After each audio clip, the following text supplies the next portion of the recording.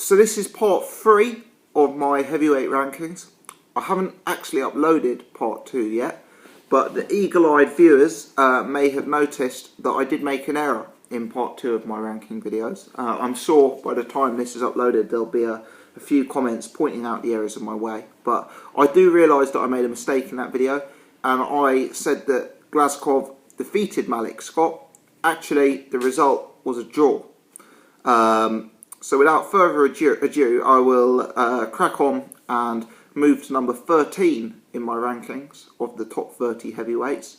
Bearing in mind Glazkov was number 14, it may be of no surprise to understand that at number 13, I do have the person who drew with him, is Malik Scott. Malik Scott is an individual who is taken the mickey out of by a proportion of boxing fans. Number 1, he doesn't carry good power. In fact, he's a very light puncher. Number 2, he's got very high profile losses, hasn't he? You know, people say that he quit in the Chisora fight. He could have easily made the count, but he didn't. People say he took a dive against a Wilder fight. And I can understand why criticism exists about Malik Scott. You know, people question his heart. The truth is, though, recently, he's moved himself right back up the rankings and into this sort of number 13 level. He's actually got fairly decent form. You know, last fight he went out and beat Tony Thompson, and he won convincingly in that fight. You know, I know he got dropped at one point, and clearly Malik Scott probably lacks the punch resistance to be a legitimate top 10 heavyweight, but he won a fairly wide points decision over Tony Thompson, which, to be fair, puts anyone in the mix. I mean, Tony Thompson's getting on a bit, but he was still able to knock out David Price twice, to beat Odlanier Solis twice. Well, he couldn't beat Malik Scott. Malik Scott beat him. You know, the fight before that, Malik Scott battered Alex Leapai. You know, schooled Alex Leapai. You know, Alex Leapai is an overrated fighter, really. You know, he's not at a class level these days, but the performance Malik Scott put in against him was really impressive, the ease that he dealt with him. So, yeah, basically, whilst Malik Scott has got some high-profile losses on his record, he drew with Glazkov. Most people felt he got the better of that fight. He beat Tony Thompson. He beat Alex Leapai. He's still thereabouts, you know. He's still got some real strong form on his resume of late, and it's recent strong form as well. So I'm putting Malik Scott at 13. Number 12 on my list, Ruslan Chagayev, the WBA regular title holder. You know, recently Chagayev's form has tailed off somewhat, apart from a resurgence last time out where he stopped Francisco Pianeta in the first round, I believe. But if you look back at some of Chagayev's old form, it's undeniably quite strong. You know, I won't go through his old resume now. You know, most recently, I think before the Pianeta fight, he fought Freza Quendo in what was a very laboured performance. You know, he's an older guy now. For me, he's a bit one-paced, a bit sluggish. He's someone who I don't necessarily expect to maintain this ranking. Although, to be fair, I don't rule him out of a fight with Lucas Brown next time out. I think Lucas Brown is another guy who's potentially overrated. But Ruslan Chagayev, obviously, he's got that historic form. He's kept the wins ticking over. And for me, boosted by a recent knockout of Pianeta, who certainly has made the top 30 list, I'll keep Chagayev as my number 12. At number 11, a guy who's recently dropped out of my top 10, but has been a mainstay of it for the past year or two, Bermane Stiverne. Bermane Stiverne, obviously, not good recent form. He got hammered by Deontay Wilder in a very one-sided beatdown, and he won a very, very close points decision that really, really could have gone either way against Derek Rossi. Derek Rossi actually dropped him in that fight. You know, it was not good at all from Bermane Stiverne. Stiverne's an older guy. He's not in the best of conditions. People question his dedication and his diet. It could go either way for him. But he's got skills and he punches hard. And if you look at his resume, although on the whole it isn't, I guess it's fair to say he doesn't have an elite resume. The 2 wins over Chris Arreola, the second one in particular where he stopped Arreola was pretty impressive. You know, the way he stopped Arreola like that. Arreola's a hard guy to get out of there.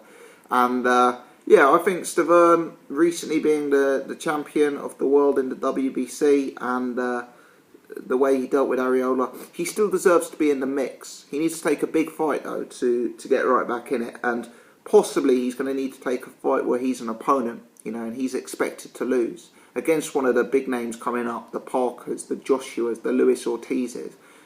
That's the route he's going to have to take, is by trying to upset someone on the way up, I think, because he's an unfashionable fighter, and we shall see. Number 10, I've got Carlos Takam.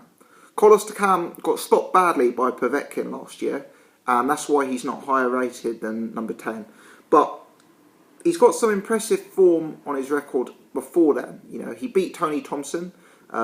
He beat Tony Thompson well, actually. He really outstrengthed him, pushed him back, outworked him that night. He's high volume. The guy can box a bit. He drew with Mike Perez, coming on really strong in that fight.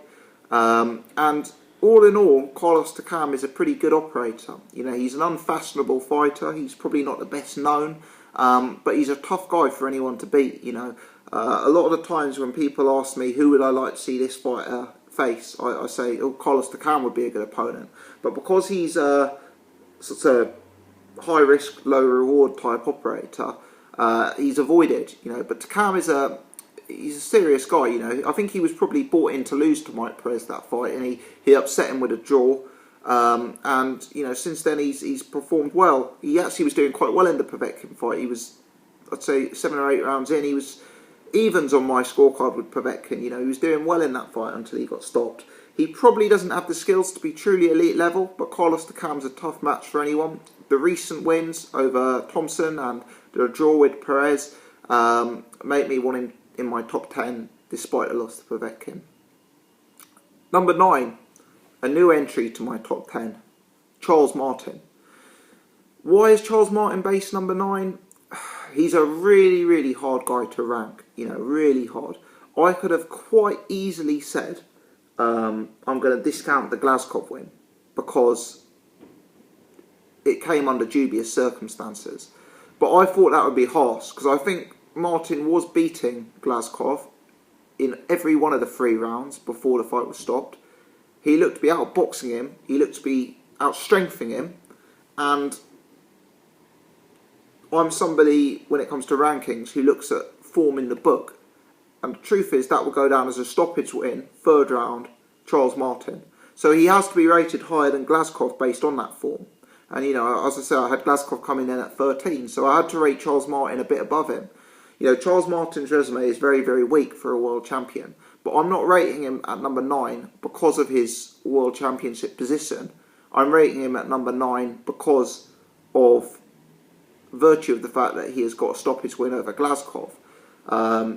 People say that the guy's a bit wooden, a bit stiff, a bit slow, but I thought he actually looked quite good in that fight. I thought Glazkov's supposed to be this slick, slippery, highly technical boxer.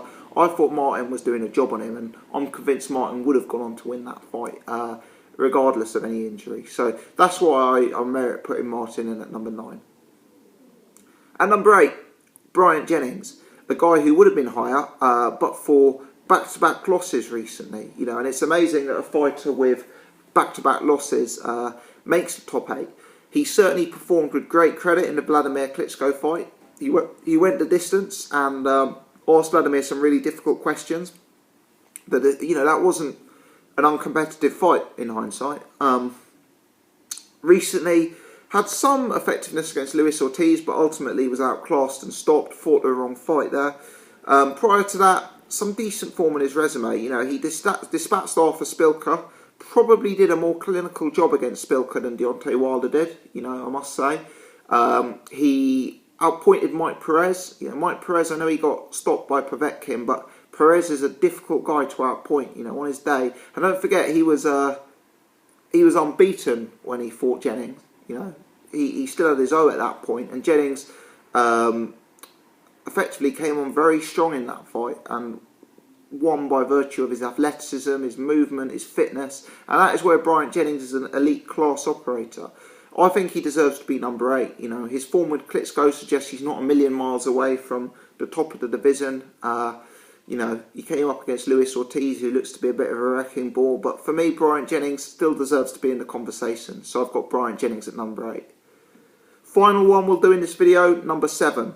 Kubrat Pulev. You know, Pulev came back recently with a comeback win against... he might have had 2 fights, actually. 2 comeback wins against lower-level opponents. I think one of them was George Arias, who we saw Hughie Fury beating up on. But yeah, Kubrat Pulev is number 7. Outpointed Tony Thompson convincingly. Stopped Ustinov, made Ustinov quit. Possibly fought Dimitrenko. Possibly outpointed, beat up Dimitrenko as well. Not sure. Maybe I've got that one right. Maybe I've got that one wrong. I'm sure someone will comment. I don't have a box rec in front of me. But Kubrat Pulev has some strong form. You know, strong form. Ustinov, Thompson, Dimitrenko, if he did fight Dimitrenko, these are good yardsticks. He deserves to be towards the top of the division.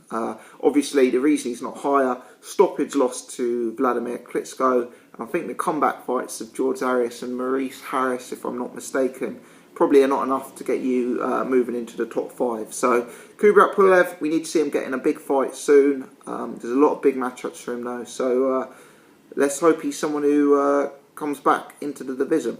Right. Done the majority of the rankings. I'm going to do the top 6 in part 4 of this. I'm filming this on my iPad, so I can't upload longer than 15-minute sections. So I'm going to save the top 6 for a final video. If you agree, disagree, leave your comments below. If you've enjoyed it, please click the thumbs up. I'd really appreciate it. I wouldn't want you to miss out on the all-important final episode, the top 6. You guys can probably guess who the top 6 are going to be by virtue of the fact that I haven't mentioned them so far. You never know, I might have thrown in a few curveballs. We shall see. But yeah, please subscribe to the channel. Wouldn't want you to miss out the last part of this series. Thanks for watching.